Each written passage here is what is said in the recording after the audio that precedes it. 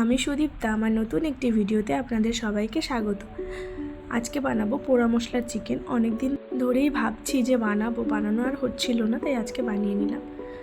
পোড়া মশলার চিকেন বানানোর জন্য প্রথমে আদা, রসুন আর গোটা জিরে, শুকনো লঙ্কা শুকনো খোলায় ভেজে নিয়েছি।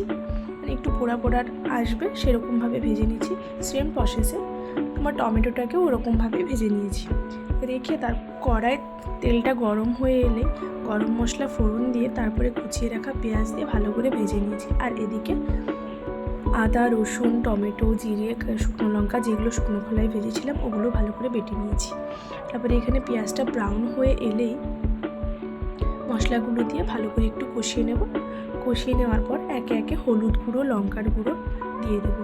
আমি এখানে কাশ্মীরি রেড চিলি পাউডারটা ইউজ করেছি, আপনারা চাইলে ঝাল লঙ্কার গুঁড়োটাও ইউজ করতে পারেন ঝালের জন্য।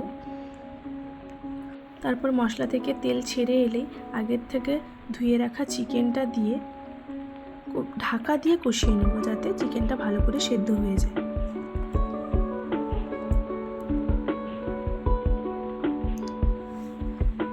চিকেনটা ভালো করে কষিয়ে নেওয়ার পর তারপরে আমরা এখানে টমেটো আগের থেকে বেটে রাখা দিয়ে আবার একটু ভালো করে কষিয়ে নেব।